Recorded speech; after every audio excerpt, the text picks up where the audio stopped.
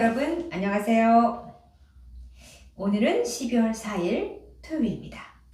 네, 날씨가 좀 많이 풀린 것 같아요. 그래서 저도 잠깐 나가서 좀 산책을 좀 하다가 들어왔습니다. 네, 또 이 목금 이틀 동안에 또 ESG 관련 뉴스가 좀 나와서 그것을 좀 짧게 종합을 해서 여러분께 전달해 드릴까 합니다. 네. 첫 번째 뉴스는요, 포스코 케미칼이에요. 아마 이게 좀 많이 이 뉴스를 보셨을 것 같아요. 왜냐면 보통 이게 뉴스가 이렇게 좀 나오면은 이렇게 상단에 우리가 딱 보면 눈에 보일 수 있는 그런 쪽에 이제 포스코 케미칼 뉴스가 떠 있더라고요. 그래서 아마 이 주식 투자를 하지 않는 분들도 이 관련된 뉴스를 보셨을 가능성이 높다라고 생각을 해요. 이 포스코 케미칼이 미국의 그 글로벌 자동차 회사인 GM, 네, 제너럴 모터스라고 하죠. 이 GM과 함께 합작사를 설립하기로 지금 계약이 됐다고 해요. 이 아무래도 이제 북미권에 지금 미국이 2030년까지 그 미국 자동차 시장에 그 신차를 50% 이상을 전기차로 대체할 예정이다 라고 발표를 했었죠. 그래서 이제 그 GM이나 포드나 뭐 할 거 없이 자 이제 전기차로 지금 전환을 빨리 해야 하는 상황인 거예요. 그런데 이제 특히 이 전기차 시장이 급성장하면은 또 이 여기에 가장 필요한 게 배터리잖아요. 그러니까 이 배터리의 핵심 소재인 이 양극재와 음극재를 공급해 줄 수 있는 그러한 대규모 공장을 이번에 이 합작사를 설립해서 이 설립을 하기로 얘기가 된 겁니다. 네.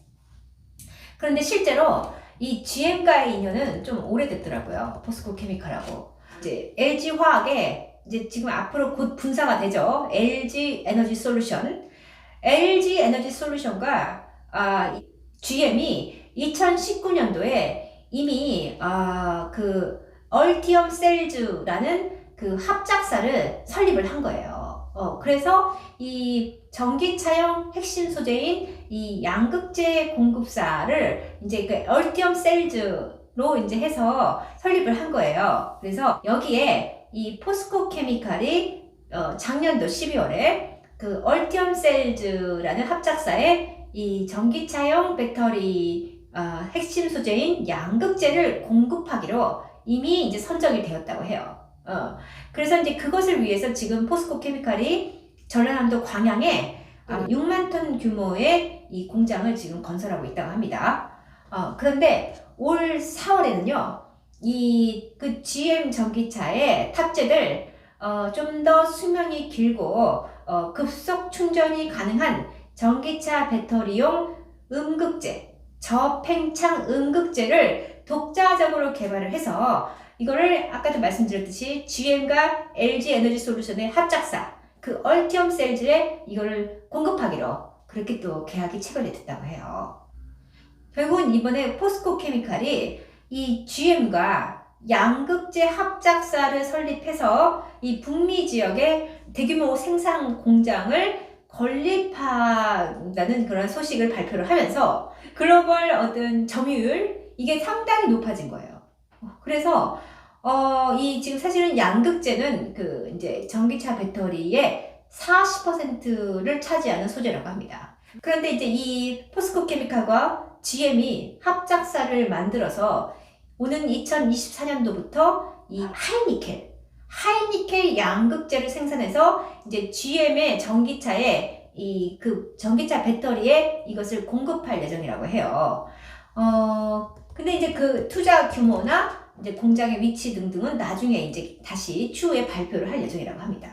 이제 북미권의 이 배터리 소재 업체로 대표적인 그러한 업체로서 지금 부각되고 있구나. 그러면 앞으로 이제 대규모 공장 증설의 투자 규모나 왜 이런 게 이제 나중에 발표가 되면 포스코 케미칼의 주가가 뜨겠는데? 이런 생각이 들었거든요. 그래서 이러한 이제 합작사를 발판으로 해서 북미권, 또 유럽, 뭐 중국 등등 해가지고 글로벌 양극재 공급망의 생산 능력을 좀 확대하려는 게 아닌가 그러한 생각을 좀 해봤습니다. 네. 그리고 두 번째 뉴스는요. 효성화학이에요.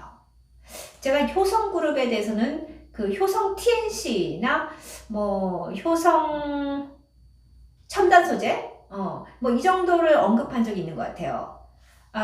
그런데 이 효성그룹의 이제 계열사 중에 효성화학이라는 회사가 있는데 이 효성화학의 주가가 어제 11% 이상 급등한 거예요.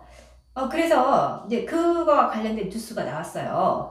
왜 이제 이 주가가 도대체 얼마냐 하고 봤더니 이게 한 주당 약 29만 원 정도 하던 그 주가가 어제 이게 11% 이상 오르는 바람에 32만 5천 원 정도의 거래가 됐다고 하더라고요. 야, 그래서 도대체 뭐 무슨 호재가 있냐? ESG 뉴스랑 관련이 없으면 뭐 그런 내용을 다 소개하지 않죠. 자, 그런데 효성화학이 이번에 주가가 그렇게 오른 이유는 어떤 소재 때문이에요. 그 키움증권에서 나온 보고서에 의하면 이 효성화학이 생산하고 있는 폴리케톤이라는 그 소재의 매출액이 작년 대비 100% 이상 증가를 하면서 내년 영업이익에서는 흑자 전환을 할 거다 하고 내다봤다고 합니다. 그래서 그 이유가 뭐냐? 사실은 이 폴리케톤이라는 소재는 그 이제 2017년도까지만 해도 겨우 한 60억 원? 이 매출액이 60억 원에 불과했대요. 그런데 이게 내년에는 831억 원으로 증가할 거라고 지금 예측이 나왔다고 합니다. 그러니까 이것은 연평균 70% 수준의 성장률이라고 해요. 근데 왜 이렇게 폴리케톤의 수요가 높아진 거냐? 갑작스럽게.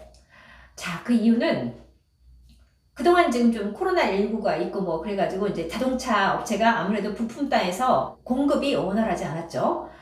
그런데다가 지금 이제 ESG 경영이 전 세계적으로 이제 트렌드가 되고 이 투자기관에서 ESG 평가 지표에 따라서, 그러니까 평가 점수에 따라서 앞으로 투자를 결정하겠다라고 하니까, 그러니까 이 자동차 부품단에 있는 기업들이 이제 소재를 하나를 고르더라도 다른, 그러니까 또 비슷한 가격이면은 탄소 배출을 덜하는 소재를 선택한다는 거예요. 그래서 사실은 이 지금 폴리케톤, 이 효성화학의 폴리케톤은 그거와 비슷한 소재를 개발하고 있는 그 경쟁사의 엠프라의 가격하고 이제 경쟁을 했는데, 이제 경쟁사에서 이제 생산하는 엠프라의 가격이 이제 상승을 하면서 이 폴리케톤의 판가도 지금 동반 상승을 했다고 해요. 그런데 거기에다가 왜 이렇게 또 갑작스럽게 이 수요가 늘었냐면, 이 폴리케톤이 어떤 장점을 가지고 있느냐, 이 엠프라, 경쟁사에서 생산하는 엠프라 대비해서 이산화탄소 배출이 현저히 낮다는 거예요. 그러니까 이 자동차 업체들이 이 같은 가격 대비해서 엠프라보다는 조금 더 뭐 돈을 주더라도 이 폴리케톤을 더 선택을 한다는 겁니다. 즉, 고객사가 이 폴리케톤을 더 많이 선택을 하는 바람에 수요가 급증을 한 거예요. 그래서 이 폴리케톤을 생산하는 공장 가동률이 높아졌다. 그리고 지금 추세로 가면은 내년에는 더 공장 가동률이 더 높아질 가능성이 높다. 해가지고 이제 예측을 하니까 이제 주가가 갑자기 확 상승을 한 거죠. 네. 그래서 이제 내년에는, 지금까지는 이제 이 폴리케톤의 생산을 하는 그게 이제 아무래도 그게 이제 적자였는데, 내년부터는 영업이익이 흑자 전환을 할 예정이다라고 예측이 나왔어요. 그러니까 결국은 이 효성화학의 이 폴리케톤은 사실 뭐 이 소재가 지금 이 ESG 경영을 바라보고 만들어진 건 아니겠죠. 왜냐면 2017년도부터 이제 그 전부터 이게 생산이 됐고, 이제 2017년도에 공장 가동에 들어갔다고 하니까. 그런데 근 3년 동안은 이게 계속 적자를 본 거예요. 이게 좀 더 경쟁사 소재 대비해서 이산화탄소 배출이 덜 되지만, 이게 이제 뭔가 그렇게 뭐 크게 매력적으로 다가오지 않았다가, 이제 ESG 경영이라는 거대한 어떤 트렌드, 경영의 어떤 트렌드라는 그러한 어떤 시대적 흐름을 맞이해서 이 소재가 뜨기 시작한 거예요.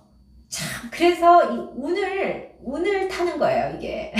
제가 물 들어올 때 노젓는다. 네, 물 만난 고기다. 라고 제가 예전에 제가 그 기업을 소개하면서 그 말씀을 드린 적이 있습니다. 근데 진짜 이 폴리케톤이 바로 물 만난 고기가 된 것 같아요. 이렇게 시대의 흐름을 타는 거죠. 만약에 그 10년 전에, 10년 전에 만약에 폴리케톤이 개발이 됐다. 그러면은 아마 10년 동안 적자를 봤을 거 아닙니까?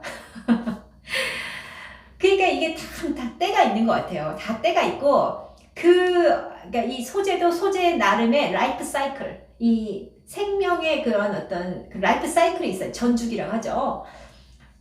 생명력이 다 있어서, 언젠가는 꽃을 활짝 피고, 언젠가는 또 그 꽃이 이제 사그라지는 그때가 있는데, 제가 볼 때 앰프라는 꽃이 이제 지는 때가 됐고, 이제 폴리케톤이 바톤을 이어서 이제 활짝 피어나는 시기가 된 거예요. 그래서, 야, 진짜, 효성화학이 드디어 이 폴리케톤이라는 이 소재로 앞으로 크게 이익을 보겠구나. 이제 그 오랫동안 이제 좀 기다렸던 그 고진감래의 시간이 이제 드디어 활짝 웃는 시간으로 이제 변할 때가 얼마 남지 않았다. 라고 이제 제가 보게 되었습니다. 네. 참. 그러니까 이게 인생도 마찬가지라니까요. 사람도 잘 나가는 때가 있고, 이게 좀 바닥 찍는 때가 있고, 또 바닥 찍고 그것 때문에 또 올라가는, 이제 다 이 변곡점이 있어요. 이거 오르락 내리락 하면서 인생이 그렇게 흘러가는 게 아닌가 하는 생각이 듭니다. 그런데 어쨌든 그래도 언젠가는 내가 노력한 거를 누군가는 알아주는 때, 나의 재능을 누군가가 알아주는 때가 반드시 온다라는 신념을 가지고 최선을 다해서 노력하다 보면 언젠가는 때가 온다라는 거죠.